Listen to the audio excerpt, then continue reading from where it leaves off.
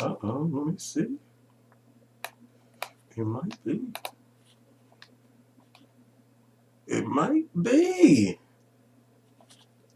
Hold on, see, check him out. I see the little in stream right there. What else? Oh, I'm gonna have to rock with this a little second, see what I can do with this. This got a lot of gadgets and gizmos and stuff on here though. Sheesh. Okay, we can go live with it like that. What else they got? Oh well, this is dope. Hey, this is OBS. Like, I should share the screen so y'all. Well, I don't know how to do all that yet, but as you may have heard, the B1 Network is looking to take, technology and things like that. Oh wow, why do I look like I'm ashy gray on this one? I need to do more. I need to exfoliate. Hold on. Let me put the light on, man. And me on here looking purple. Okay, how about now? Do I still look purple? Damn, I still look kind of purple, man. What's going on, man? I need my light to recognize that I am not purple, man. I'm black, not purple. People be tripping, got me on here looking like a crip. I'm dark blue. But I don't think the light is even finna help me. I should have opened up the windows, get some sunlight in here. Man, I tell you, I feel like I've been on, what's that, quarantine. How's the mic volume? How is the mic volume on this one? Because I am using the OBS, and if the mic volume isn't good at this level, then there is no way I would be able to include a table bang. And y'all know me, it doesn't matter what we're talking about. At some point, I just might turn up. So let me know if this volume is good. If it needs to be turned up a little bit more at this voice, let me know. And then as I continue to work on this call out, we'll see if we can adjust. I have to let y'all know what I see here though. Can y'all hear me? Okay, TMC says, okay. Nigga, you light skin. Hold on, let me get my light skin. So I need a haircut. First of all, y'all don't even be talking like this when I get my haircut and shit. Damn, the light's on the wrong side and shit. Oh, you know what? Oh, so you know what I'm gonna have to do? I'm gonna have to change my whole office setup now, because I didn't even see that. I finally found somebody who can help install my speakers, so that'll be coming out the back. Got the books and stuff back there. I'll finally be able to clear that out. And so, yeah, we got some changes that are going to be made, not just with technology, which is trying to see which of these software work the best. Hardware, is there a sound quality that we could be achieving better than the one that we currently have? It's not that we don't take it serious, but that professionalism, for professionalism, I do believe that, like many of us, Taz Exclusives, TMKC, Tanjan, Lips, there's so many of us, oh, what up, Chef, that do have good streaming voices. And one of the misrepresentations that we might overlook is that we are the generation with lesser quality streams. They may not like our drama, but that drama need to come out crisp. I'm just saying, like, for real, it can have some legs. And there's a certain attraction to what we do in this space because generations before us look to social media as a instrument. And so the things that we do are to make the instrument useful. It's one thing to have a trumpet on the shelf, but if you do not know how to play that trumpet, then what is it but a paperweight? So in our media growth, this is just a tool similar to a bullhorn. In this case, it allows for content creators to speak to audiences that can, you can't count those numbers based on the old civil rights movement, how many meetings and planning stages and breakfasts they would have had to pull together, and how many churches they would have had to pull together to get the numbers of people present that we get in a single live stream. And so because of that, it's like, well, we got to get better at this. There's no excuse for us to continue to put out sub quality content. Now, when I say sub quality content, there are some who do believe that drama is the bigger distraction than even the quality of the content being delivered.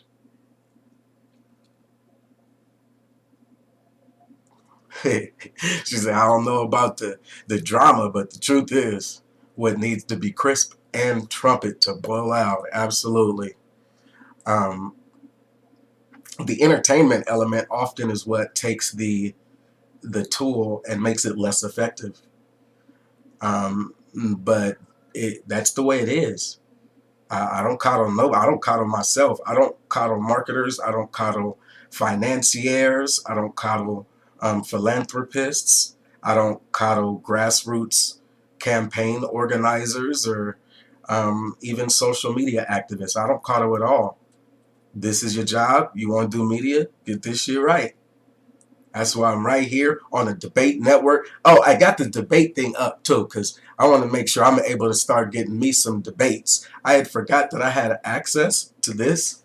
Let me see. One thing that I do need to know how to do if I'm going to be using this OBS is to add people to the.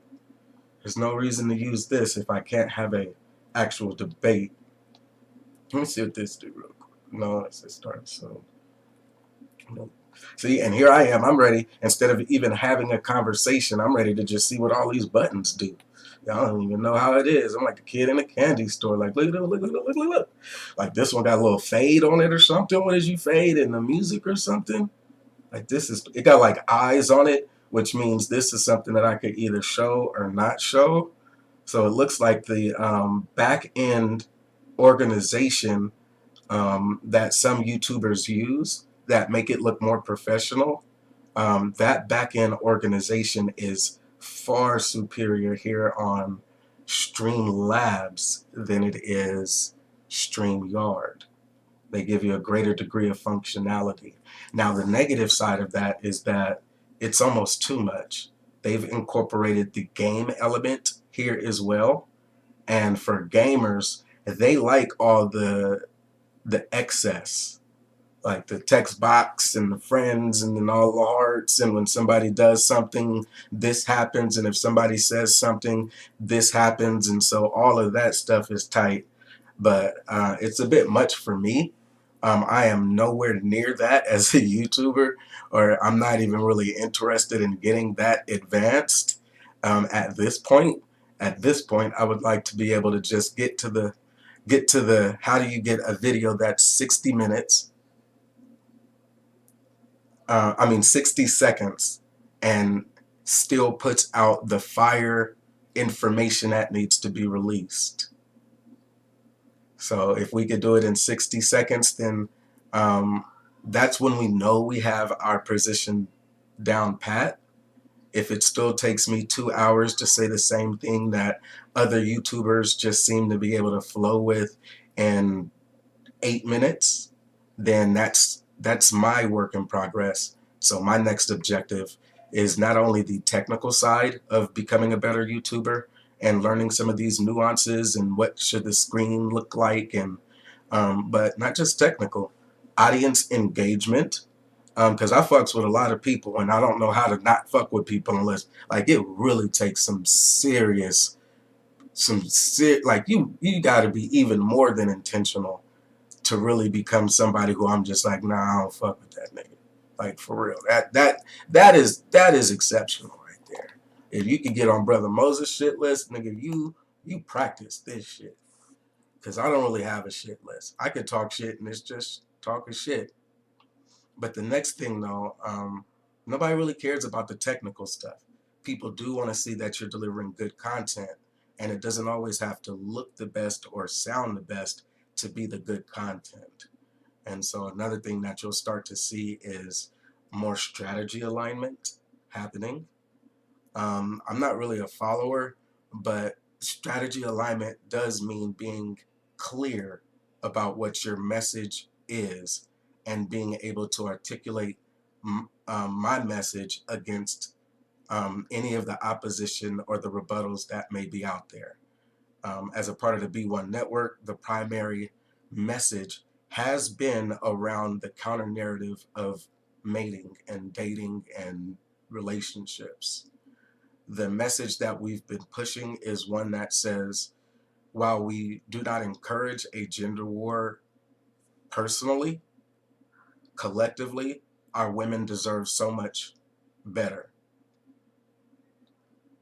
And while we're looking at the present condition, the men have been doing crying, not like actual tears like they've harmed somebody, but they've been actually crying that they've been the victim. They've been psychologically abused.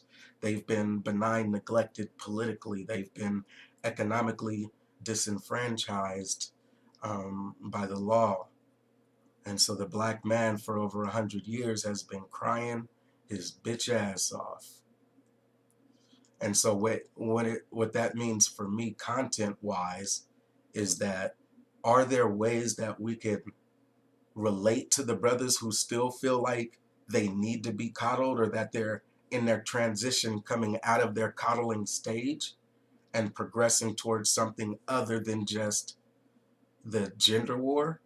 Or do we continue to say, no, our fight is strongest right here inside the gender war, helping people realize that that's not the space for men, that crying is not the position for men, that being a subordinate only works in an organization.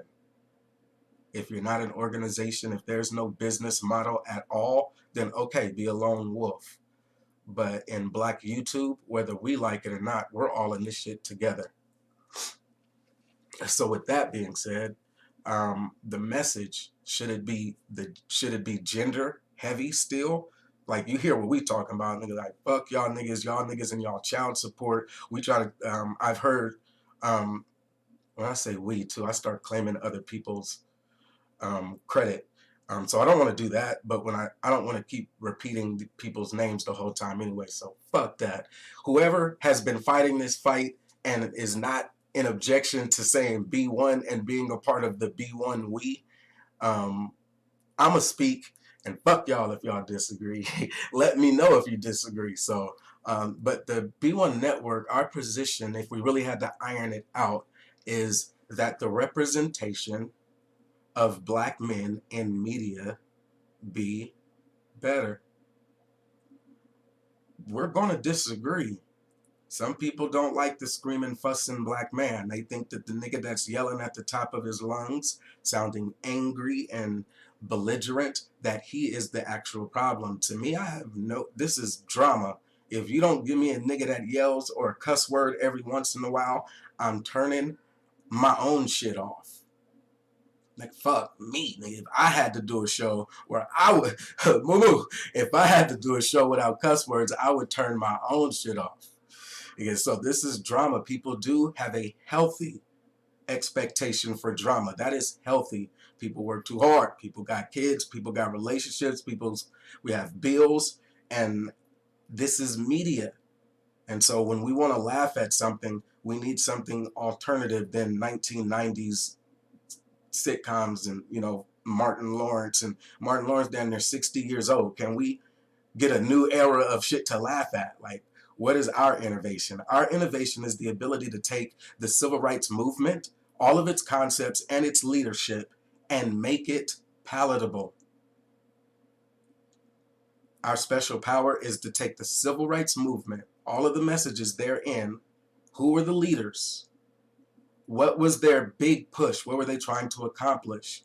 We have to take all of that information and make it palatable. You know how many people can tell you about the plantation? But how are you going to get 300 people to stop their busy lives and listen to you tell black men that we are off the plantation? Stop using it as an excuse. You have never been enslaved. Do you think corny ass, like Jesse Lee Peterson, people like that, or the elders who are already in their 60s, that they would be the one to put that voice out there? I say no. And because I say no, I don't have the fortune or the privilege to wait around for other people to get it. And then lastly, there's it's not just altruism. There is that bit of this shit feels good. Like when you really like, there's two parts that feel good, honestly. When you really didn't grill the shit out of somebody, I mean, like you like, yeah, like you didn't felt like people look at Moses, they say, Moses, you were psychologically broken. You took a L for all of mankind. Now I think that that is a worthy L. Losing to a woman all day, every day. Fuck what y'all talking about. I would prefer that that only be my wife, but I understand it ain't it. I don't have that privilege either to only get cussed out by my wife. There are some L's that I just have to take for the behaviors that I make. Um, but yeah, it still feels good to just cuss a motherfucker out. I'm telling you, if you don't make that like, if it's been too long, I'll say that it's been too long. The same way that we expect us grown folks not to coddle each other, we are also going to expect people who kind of get, a little bit influenced by the message to every once in a while, not, don't get yourself in too much trouble, but you do have to exercise the right of a good fuck you every once in a while. Every once in a while. I mean, because we can't always expect to turn it on and on Thursday get somebody to call in and really open up and get some of that trauma out. So yes, we actually do need people inside and who rock with us to exercise a good fuck you every once in a while. It don't have to be necessary or worthy. The person didn't have to have it coming, which is where I got it messed up. But yeah, like what they say, we rather apologize later or something. There's some feelings that do need to be heard. It's not enough just to yell at them. Their ears are already deaf to being yelled at. I'm damn near that myself. Yelling ain't gonna do shit. Everybody on this side yelling, one person on this side shooting. I'm more alarmed by the gunshot over here than everybody else yelling over here.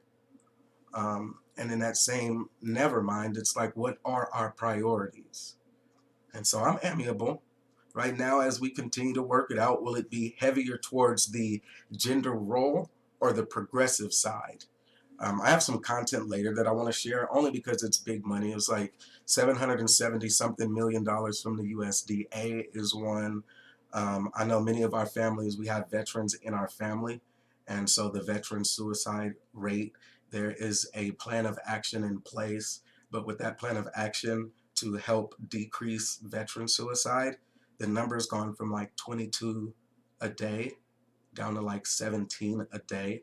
So with that plus 5, it's easier for me to then shift as a priority and say, well, femicide has not seen that level of decline yet, right?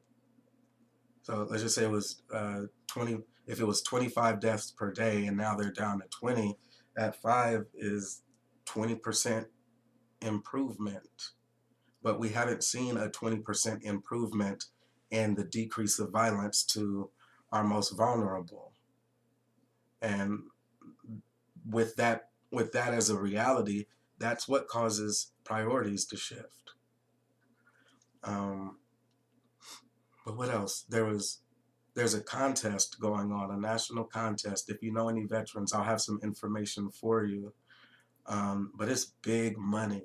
And all they really want to do is figure out what would be good ways and strategies to help reduce veteran suicide. That's it. Simple enough. And when I show you how much money they're trying to give away for the ideas in these projects, hopefully it matters to somebody. We may have great writers amongst us. Grant writers, I know I'm pretty good at grant writing, but I'm not organized, if that makes sense. Like I'm not as organized as I would need to be by myself to do grant writing well.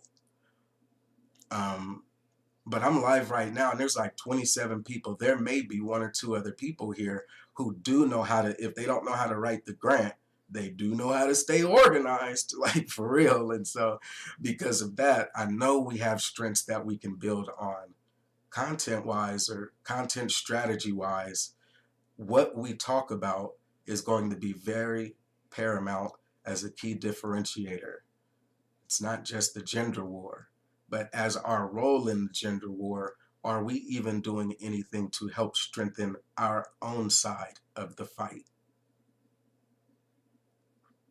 So I'm going to share those later. That'll be on the regular Brother Moses channel.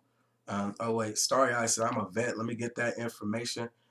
Only because it's you. I will stop everything I'm doing right now. See? Look at me. Because what they won't do for love. They try everything, but I don't give up. Now live on your channel, Takeover Edition. I didn't get like a notification, but I got an email that I'm live. That's probably what's happening. They keep sending me the emails and not the other one. Let me see. So where is it? What is it called? Operation.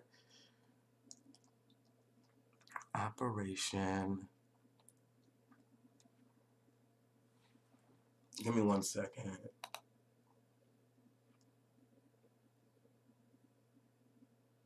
USDA makes available $200 million to strengthen U.S. food supply chain and rural development, providing grants up to $15 million to nonprofit. Oh, this is for the lenders. We haven't got to the point of creating our own trust or banking institution yet, but it does say including private nonprofits, cooperatives, public agencies, and tribal entities. That's dope. 25 more million for workforce training. That one's good. USDA relaxes conservation program rules to boost crop production. That's the Farm Bureau Federation. That one's big. Whenever they relax, it makes it a little bit easier for those small farmers to get closer to profitability. USDA announces plans for eradicating Asian longhorned beetle in Massachusetts. These motherfuckers are racist against beetles, nigga. They're racist against beetles. Yeah, they don't even like Asian beetles. What the fuck wrong with these niggas, man? How you gonna be racist against a beetle? I bet you the beetle's black. And then one more meat processing funding. A tournament system. USDA rolled out Thursday another set of initiatives aimed at boosting competition in the livestock industry, including more funding for meat. Yeah, I don't know if you know about it, but like the farming industry, the tournament system, that sounds pretty tight. My cow's just bigger than your cow. Like that type tournament style. If I can deliver, if I could deliver 2 tons and they can only deliver 1.5 ton, then I should take priority with my first 2 tons. Not the person who can only get 1.5, and that way I only get half a ton because they could only do 1.5. Like, wait. All right, so that's USDA, but it's not the one I was actually looking for.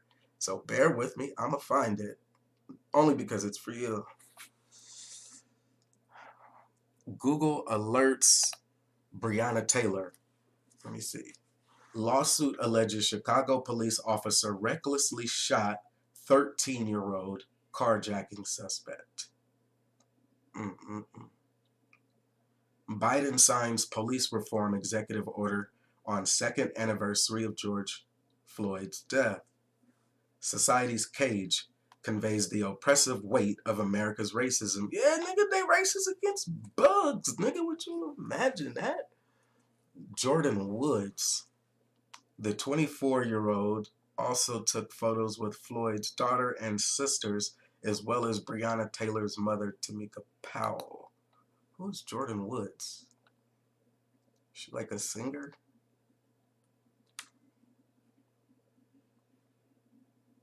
Oh, wow.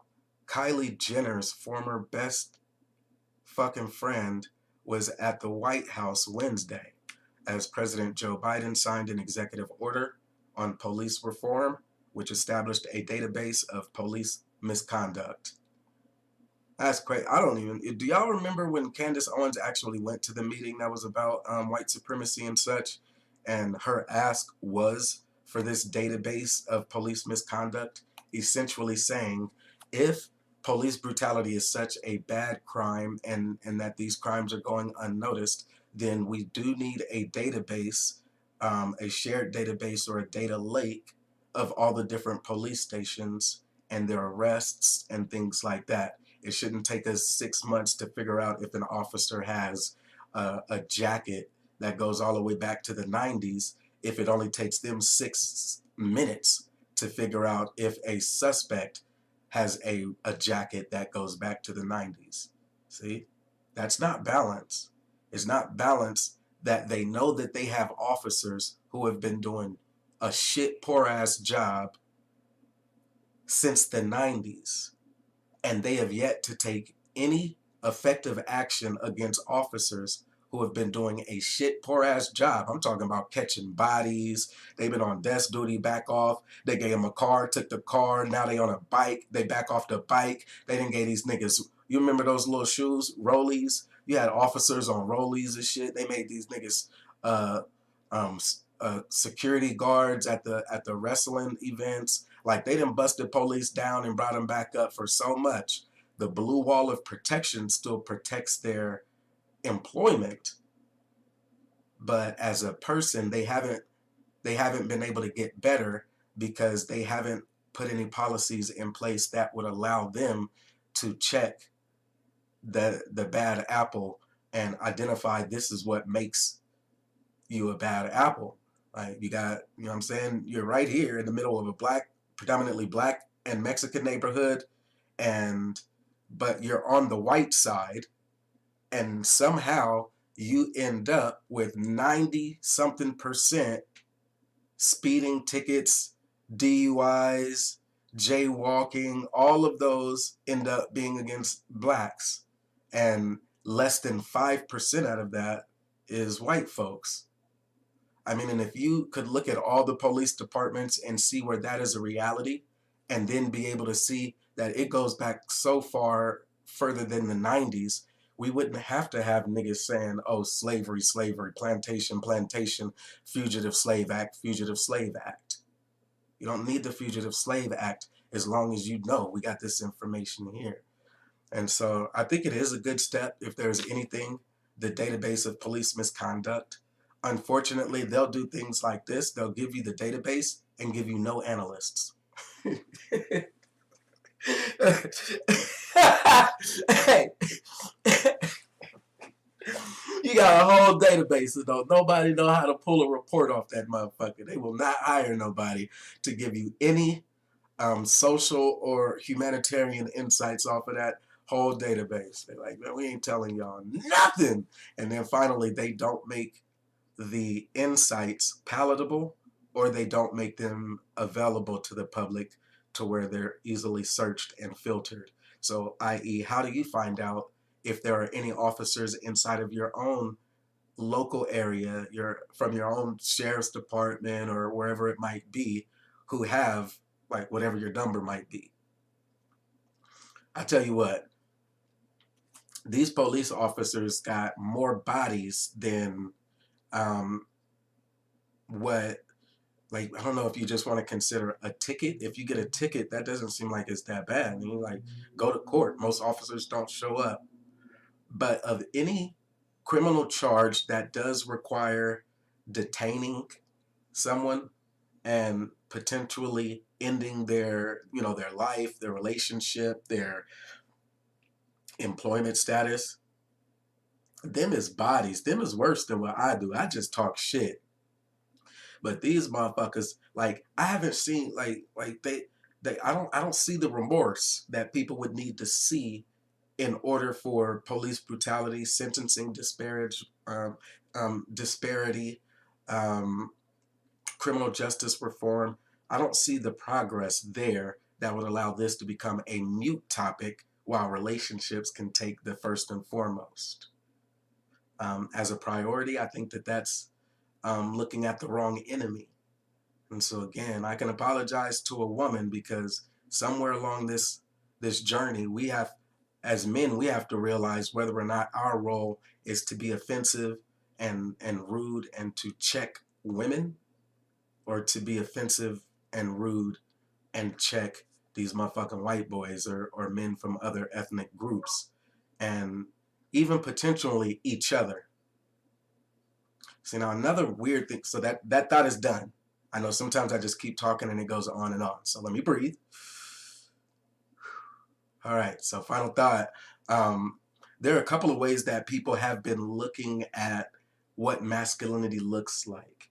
And because there's a big homage to sweet masculinity that is, you know, top of the newsreel, the dead man Kevin Samuels, as top of the real news, his expression of sweet masculinity has started to affect the way we are considering 2023 masculinity.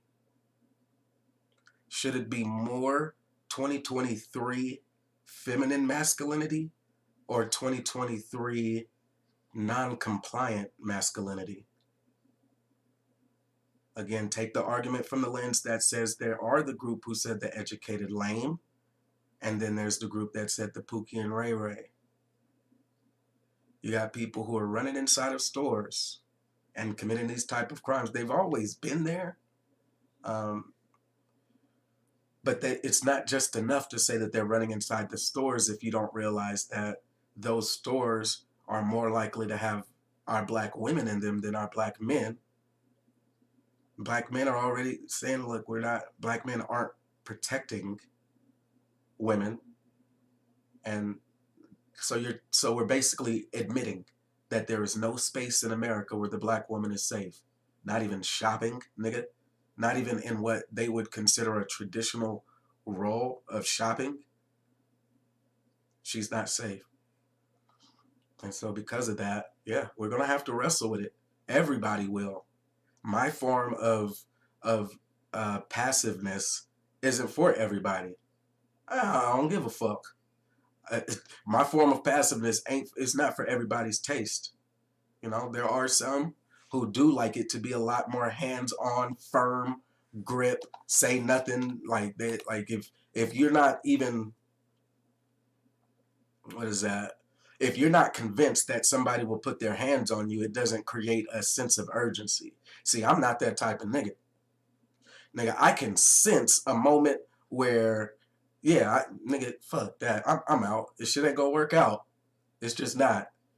There is no winning in some of our disputes. It's not a debate. There is no winner in some of our disputes. There has been no winner since Jason Pope in the black YouTube male space. Fuck all of y'all. There has been not a single winner in the black YouTube space since Jason Pope.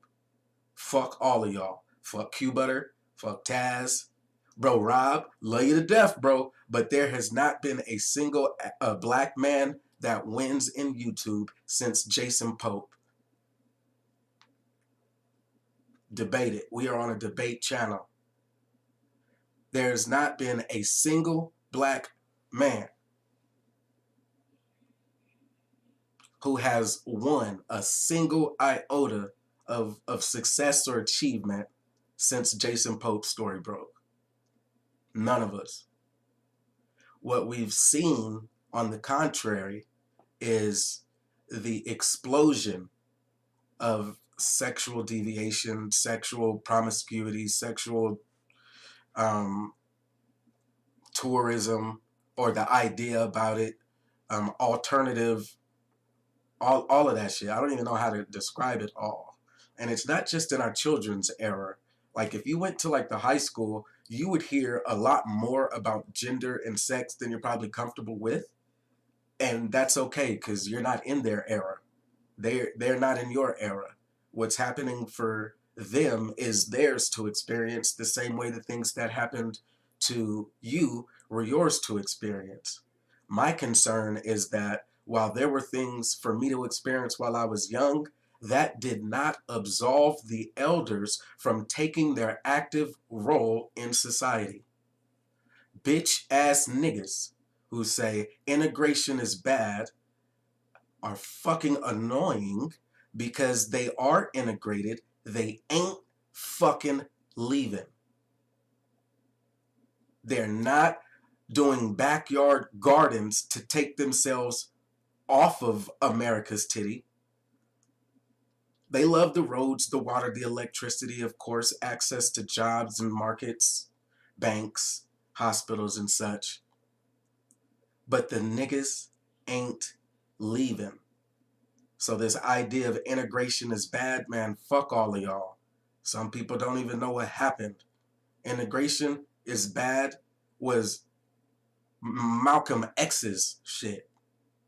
When Malcolm X was getting ready to die, integration wasn't so bad no more. Fuck that. Debate me. While people are saying Martin Luther King went towards a space of, what was that old quote that they like to attribute to him, which was not Sidney Poitier, Harry Belafonte, integrated into a burning house. The integrated into a burning house is the courthouse, because the objective then, as it is today, is equal justice under the law. All other homes that you could be integrated in are just for a meal or rest, and then you go back on your merry way. All other homes that you can get you can stop in, those are just for your convenience, but they're not to be your final destination as a traveler on this journey with us. You don't get the luxury of stopping and becoming comfortable in a 19-bedroom, 6-bathroom, 9-car garage with a movie theater and a swimming pool, attached and unattached garage, and your own designated fucking solar satellite system. You don't get comfortable like that. Not if the expectation will be that it is still the moral, civil, social duty of men. And see, it's already been 37 minutes. That's my debate. That is my argument. That's all I got. Our role in this space is not over. We know that. Our role in this space isn't dying. We do have to become more innovative, or like all things, without innovation, it dies. And so the areas of innovation would include, what strategies are we focusing on? Like, for real? Is it going to be like when we're ready to do like political? Is there a targeted political? When we're ready to do entertainment, is there a targeted entertainment? When we're ready to do sports, is there a targeted sports? Because I could keep getting up there and saying, fuck the Niners every day, but that doesn't make good sports talk. We need somebody else to say, nigga, the Niners are the truth. And that's essentially where we've been in our space. We're able to say, nigga, fuck the manosphere, but we're not in a space to be able to have pushback. It doesn't seem like people agree with the manosphere, but if you listen, the conscious community, the Christian church, the Muslim church, there's like not too many places where you can go where the black woman is honored. And so her household better be one of them. If her household isn't one, that's why you listen to black women empowerment and black women who just have those strong voices. They know who they are, they know whose they are, they know where they are, and they know when they are. And they are present right now, and they matter and will not be dismissed. But, you know what I'm saying? We do have those who are finding out that whom they are was a lie. They have always thought that whom they belonged to was whoever they would give themselves intimately to. And that was it was coordinated to be a black man. And today we do have an awakening that we're experiencing, where the men are finally understanding, nigga, you ain't that nigga. And so the women who love the men, the women who are saying, no, you're more than enough for me, you finally have men, well, hopefully y'all do, I don't know. I know I'm one. Hopefully I've given you a good character to show it. If I'm not everything I need to be, then goddamn, you let me know. If you're perfectly content with who I was yesterday, then damn it, then we're done. That what good is the relationship if we can die and no longer improve? But if there are areas that are still worth fighting for inside of our relationship, and that's a commitment, then yeah, that's new strategy. That's new strategy. Why is it necessary for us? Because niggas was ready to give up. I promise you. I was saying that shit all year. And here it is, almost the middle of the year already. Seems like it just happened. I was interviewing Miss Nyla about what does divestment mean. And here we are at the middle of the year already. See? So 5 months, there was no running away from this concept that African American men have value to each other, even when it starts to feel like, nah, that nigga don't value me. Why would I give him any measure of respect when the black man does not value me, a black man? The black man doesn't value himself, therefore can't value me. And because there is closer to a level of hatred inside that black man, he can only be disgusted with me. Why would I ever expect love from somebody who is exhibiting a great distrust and a disgust for themselves? The nigga that don't trust their own shadow does not get to hold, nigga, my knife, nigga, no. If you scared of cutting yourself, nigga, I'm not finna trust you in no environment where I need you. And dependency is where we're at. Because I don't feel like I need a nigga for shit, there's no level of dependency, and you're not my charity case, so there's nothing for me to do for you. It was easier for me to then do the very same thing that I used to chide the manosphere for, which is save yourself, black man. I know I'm not alone. I don't need not a single fire sign or an amen. It's not a debate. We've even seen women who used to be on the side of the protection and the preservation of the integrity of black women, the unmolested integrity of black children, and now they don't really believe that as much. Now you're starting to hear them agree more with the rhetoric that says accountability is on the child. The child knows better. They're moving away from, like, in the 90s, it was this big push towards, hey, what is the role of the parent? Can we hold the parents more accountable? Now they're focusing in on the child. And if you want to be one of those smart people, or psychology, what is the psychological strategy there? We can discuss that as well. But for me, it is the justification of the criminalization of children. The criminalization of children. Children aren't criminals. That's putting an adult thing on there. That is the same thing as, like, when they talk sexual or intimate about kids.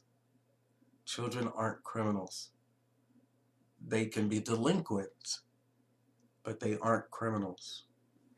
Adults. And then for that same manner, they say, well, the black man has never reached his adulthood. Or, for the most part, the black man has still struggled with what adulthood looks like even for himself. And so, like I said, we could either focus more towards the strategy that says, how do we help people come up out of their gender war and move towards identifying what their actual fight is, or we can start to focus on what is our fight and how can we strengthen our fight, whether it's through economics. You're starting to hear Taz say merch a lot more. That's his word, merchandise. But he uses it as a manner of, do you have something to prove? Do you have some, like, yeah, do you have something to prove? Can you merch that? Or do you have something to prove, basically? Yeah, like, people used to say receipts. Do you have any receipts? Receipts are typically proof of somebody else's um, um, transaction. Receipts doesn't always work because it is inhuman. It is just the commodification or the transactional view of relationships. Whereas merch, I don't know, it could be looked that way. But every time I hear it and maybe it's because I'm a creative, but I hear it I hear it different. Long story short. I hear merch as having some form of symbolism. Like, you nigga wanted to say receipts, he could have just said receipts. But I hear some type of symbolism being there, that it's bigger than just a C and then showing a screenshot of something that somebody else did. It's an attempt to not go down the same lane that the conscious community did, because you'll just always hear them saying, source up, source up, source up. And then they'll put something on the screen and you're like, nigga, that ain't no motherfucking source.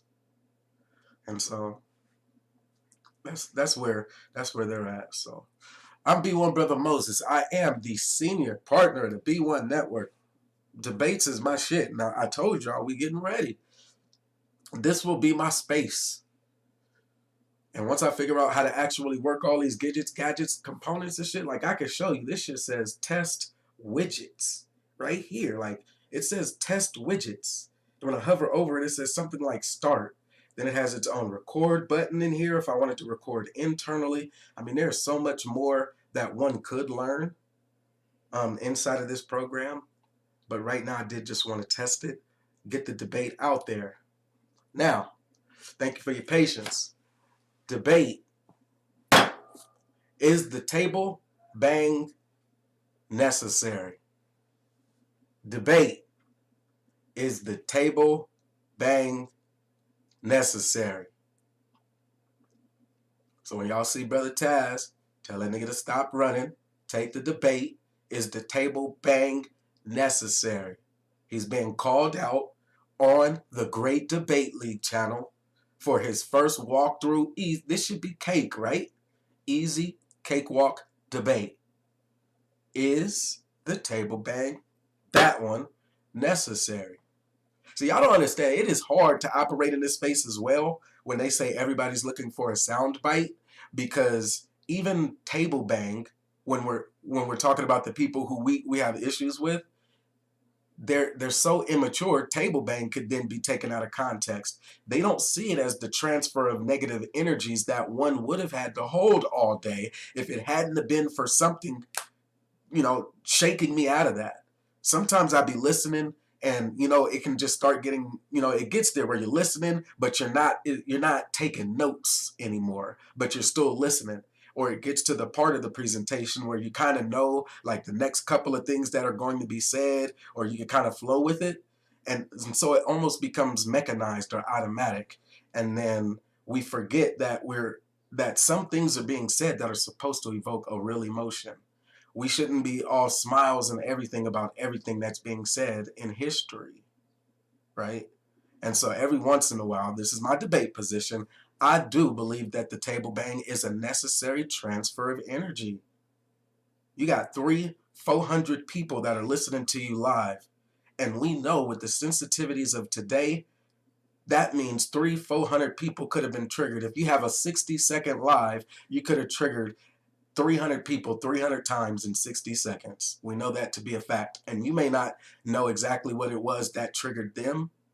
And so I say, as a responsible voice in Black media, we do owe it a bit to be more aware of who's in our audience.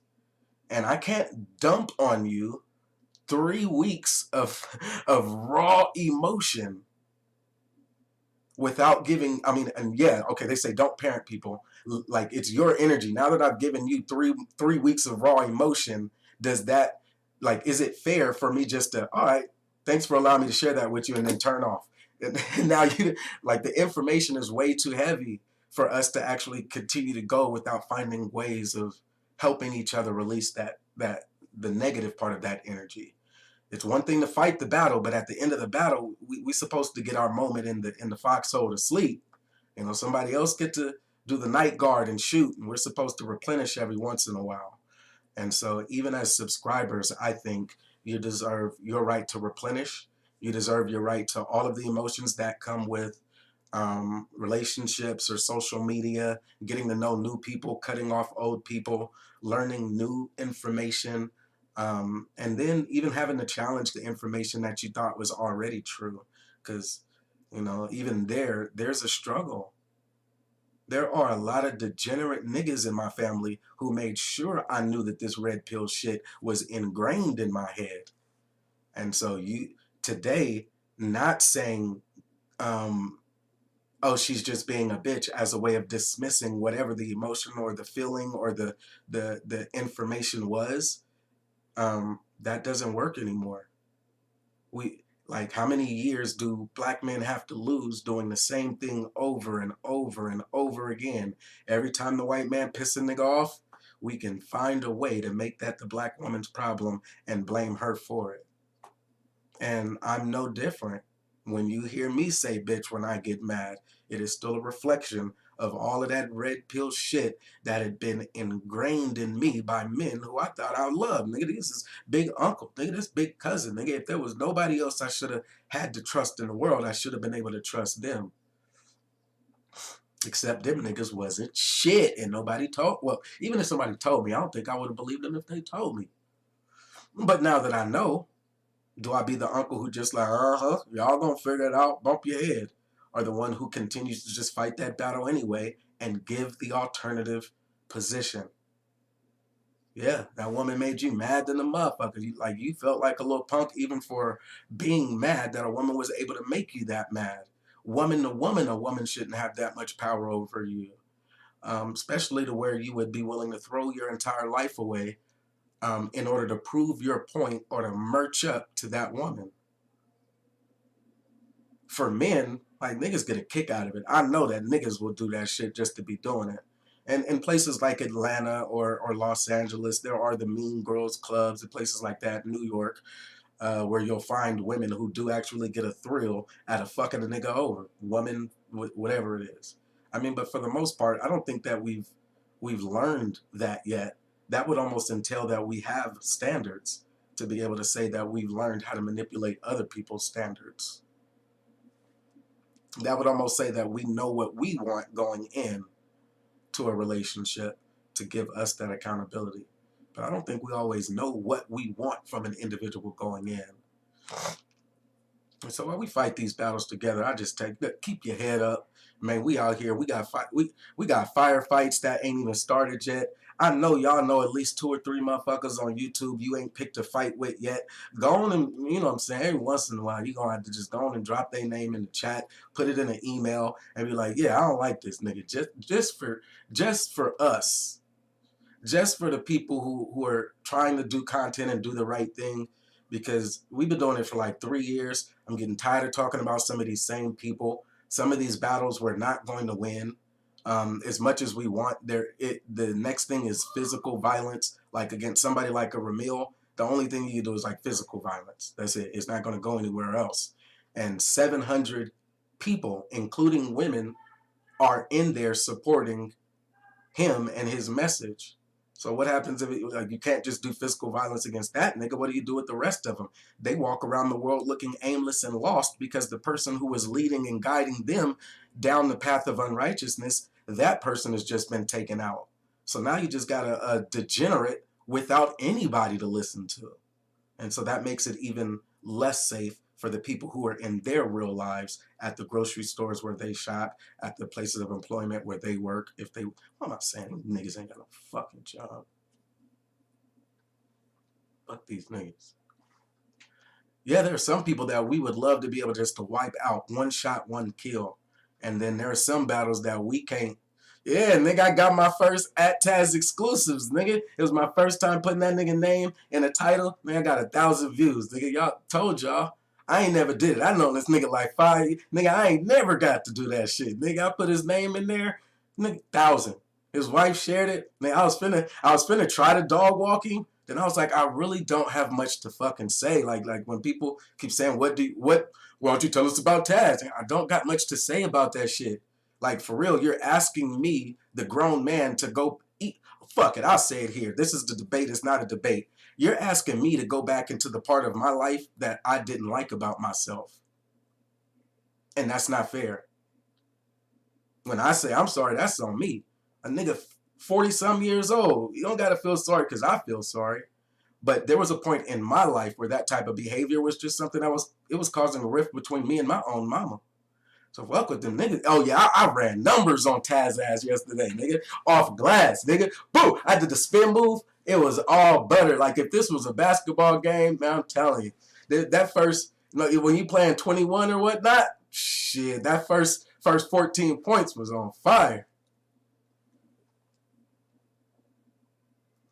Nah, see, this is where I keep going. First, I was supposed to be like, nah, I don't even know about Taz ass no more. Then I was like, nah, I'm supposed to be like, nigga, fuck that nigga Taz. And then I was supposed to be like, you know what I'm saying? Like everybody was saying I was crying. I was like, y'all didn't see the fucking thing. That was what was her name? India Queen Aries? Somebody like that. Somebody named Queen Aries or something was in the chat saying, oh, Moses started crying. And after that, everybody ran with it. So I'm not finna correct stupid. My voice was gone, but even though I wasn't like physically crying with my eyes, my insides was hurting like that. Like, god damn, I didn't regressed basically. And that's a bad thing for me to regress. And so yeah. But I was nigga, if I want to start getting these numbers like 5 bands, nigga, I'm gonna have to do more. Nigga, I gotta get better. That one just had the name. Nigga, so I can only imagine if I start putting like some shit inside that motherfucker. Like, yeah. This is the content, the strategy session. These niggas swear don't nobody know Taz. Them niggas be lying. That nigga said he didn't know Taz 3 times during the debate, and then was like, and so he has a feeling about Malcolm X too, good brother. And he has a feeling about Marcus Garvey as well, my good brother. And the other night when he was talking, he said something that I was like, god damn, that's 3 different occasions you just spoke to this nigga. Y'all don't know that I ain't talked to that nigga on the phone this much, you motherfuckers. Talk about y'all don't know the nigga. Nigga, I know this nigga years, nigga. We don't talk on the fucking phone that much. This nigga said, I don't know him. Then brought up 3 separate occasions that he had conversations about shit. I'm like, motherfucker, fuck y'all, nigga. I'm finna start bogarting the shit out of y'all new niggas. Y'all new niggas coming this motherfucker just stepping on couches. Nigga, you didn't wipe your feet. You didn't left you won't even leave them dusty ass flip-flops at the door. You just walk your ass in, go straight to the fridge, don't wash your hands, nigga. That last little sip, nigga, that wasn't yours, nigga. Nigga, just walk right into my house, grab the orange juice, nigga, drink the orange juice, and walk the fuck out. Nigga, like they don't see me standing here. That's why I'm like, okay, nigga, y'all got like fucked up. And so with me, I'm not that guy though. I can play the background easily. I don't have to keep hearing my voice. But right now, I know that we do have a strong message that needs to be said, that it will come with drama, which means there will be that up and down. People subscribe, people let you go. Sometimes women are like, Moses, I can see your vision and what you're doing there. Sometimes they'll be like, nah. And then the niggas, I don't really give a fuck, no way. Like, it'd be so many niggas that are like, nigga, you let that nigga call you X, Y, and Z and this. Be like, nigga, I still ain't heard it, first of all. I'm pretty sure I didn't give a fuck when it happened. And I'm pretty sure even after I review it with whoever has it, I still won't give a fuck about that shit, because cussing and screaming don't mean shit to me. We about real work, and there's a difference. Like, this social media shit is different. I'm trying to figure out how we can get some more banging on wax on the internet, nigga. Nigga, banging on wax in my era was niggas recording shit, diss tracks and shit. These niggas don't even want to talk shit no more. That's just annoying. I'm not finna be in no fucking black YouTubes. If y'all go square and stop talking shit, I'm not fucking with y'all. Don't even ask me to come to your barbecue, nigga. If you got a barbecue where nobody's gonna talk shit, I'm not coming. You don't play no music, nigga, I'm not coming. Nigga, I'm not fucking with none of these niggas. If your channel, like here's what I know. Like, if we go back, I'll show y'all too on my other channel, and I gotta get out of here. It's about an hour. On this channel, we don't want them to go longer than an hour. There may be some good debates that we allow it. But yeah, we do want to keep it streamlined. But yeah, fuck it. I don't know what I was just gonna say anyway. So I'll close it out one more time. This nigga, y'all at that nigga Taz exclusives, not the one in the troll, the troll in the chat. That might just be a troll right there. We don't even know who that nigga is, first of all. Let me see. Yeah, that motherfucker spelled exclusive. No, that might be the GOAT. They spelled exclusives right and everything. I'm just fucking with you. But yeah, you tell that nigga the debate is the table bang necessary?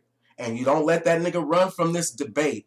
It is my position that it is, yes, necessary as a transfer of energy. which means it is his position that that table bang was not necessary. And if y'all was around yesterday, he said, see, Brother Moses, you see why? No table bang. So now he got to debate the shit and stand on it. I'm B1 Brother Moses. That's our first debate coming up, and that's all I got right now.